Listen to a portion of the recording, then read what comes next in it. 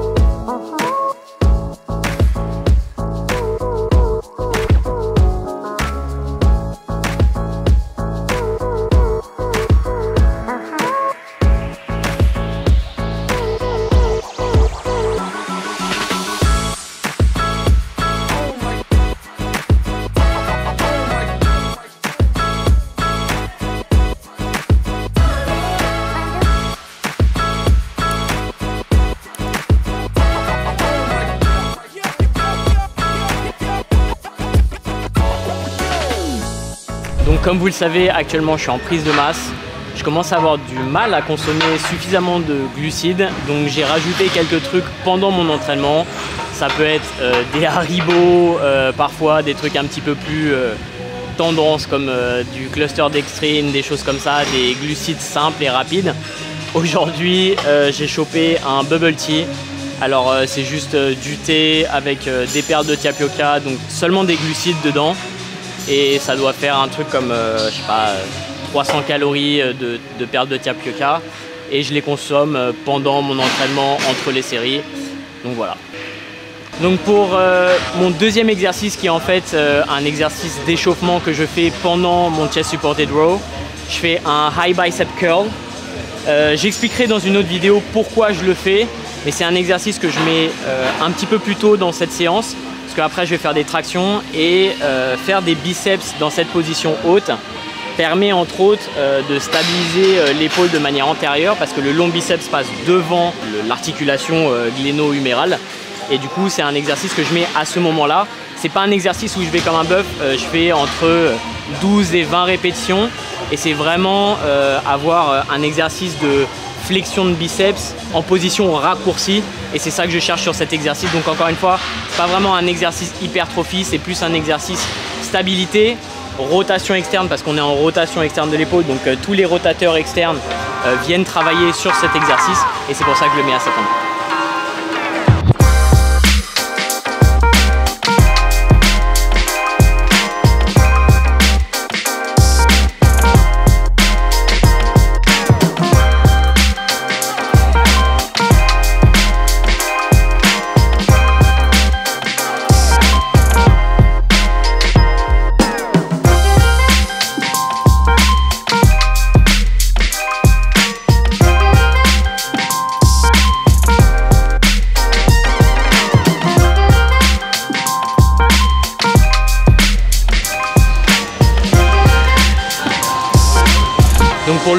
deuxième exercice, je vais encore faire un chest supported row, cette fois sur le Extreme Row de Prime.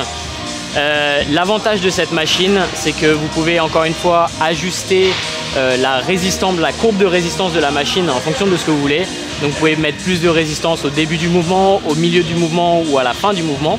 Alors, la courbe de force n'a pas changé, c'est-à-dire que vous êtes toujours plus fort au début du mouvement et moins fort à la fin du mouvement. C'est la raison pour laquelle je vais charger au milieu du mouvement et au début du mouvement et moins à la fin.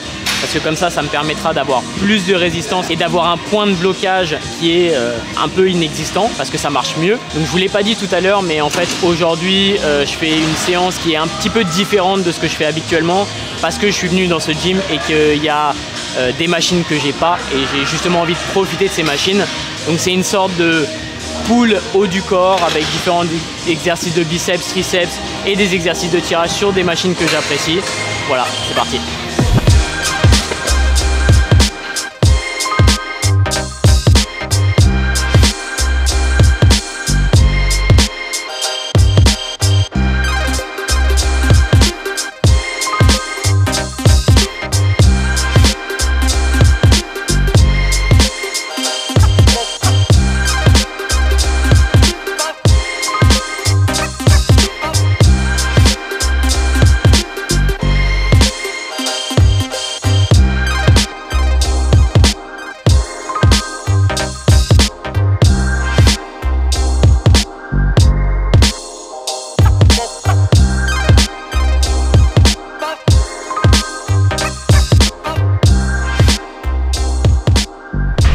Alors pour le troisième exercice, je devais faire un pullover de Prime qui est juste ici derrière moi. Malheureusement, il est hors service. Je crois que le câble a cassé, donc ils sont en train de le changer. Donc je vais changer par des tractions pronation au poids de corps. Je garde toujours des tractions dans mon programme.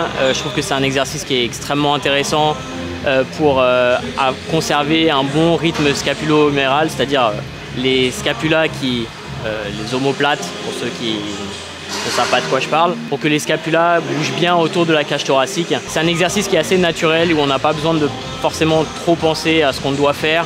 Les scapulas viennent bouger comme il faut. C'est pas un exercice que je charge beaucoup, du moins pas en pronation.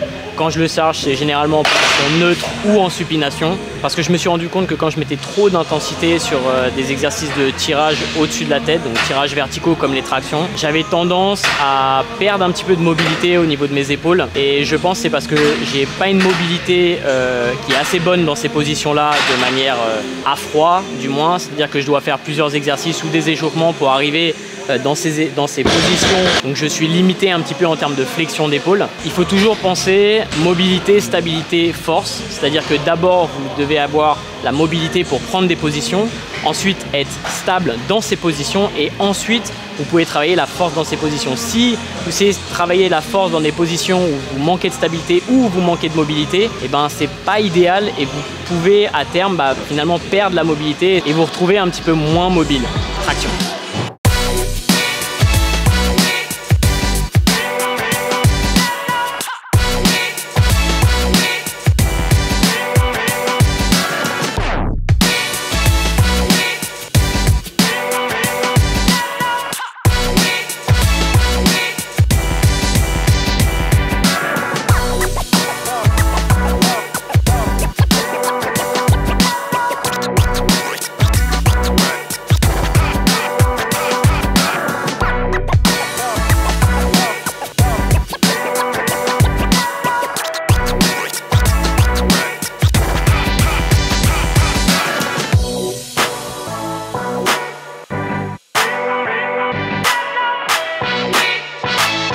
Pour le prochain exercice, une autre machine que j'aime tout particulièrement, la Atlantis Lateral Side Raises. J'aime bien cette machine encore une fois pour sa courbe de résistance. Contrairement aux haltères où vous avez une courbe de résistance qui est seulement en haut du mouvement, là vous avez une résistance qui est tout le long du mouvement parce que encore une fois il y a un bras de levier qui est ici.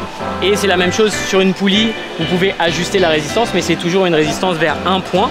Et ça c'est l'avantage de cette machine.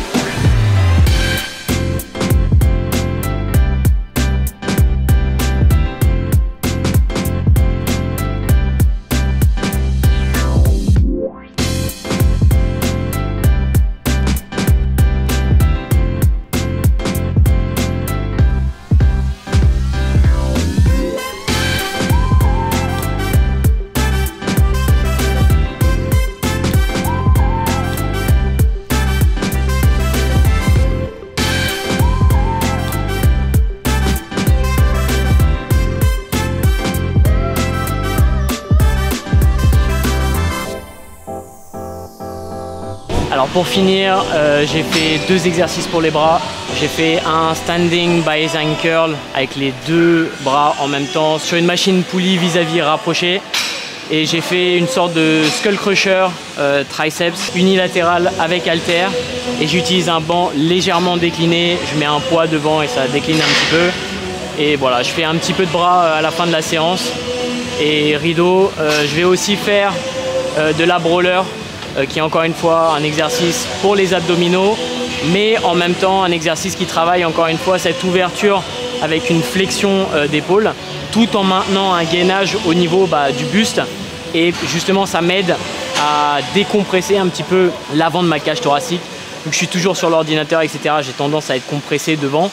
Et ça m'empêche justement de bien travailler mes pecs quand je veux les raccourcir. Vu que je suis déjà compressé, c'est difficile pour mes épaules et pour ma santé de mes épaules en général. Voilà, j'espère que cette séance vous a plu. On se retrouve tout à l'heure.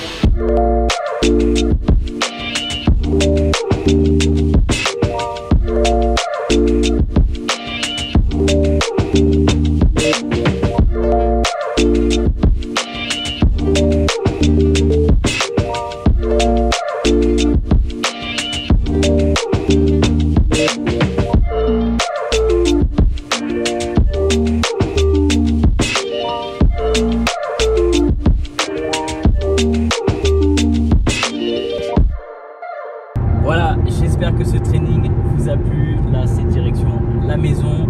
Si vous aimez ce genre de vidéo, n'hésitez pas à me le dire dans les commentaires. N'oubliez pas de vous abonner pour savoir quand est-ce que je sors une prochaine vidéo. Appuyez sur la cloche des notifications. Et moi, je vous retrouve dans les prochaines.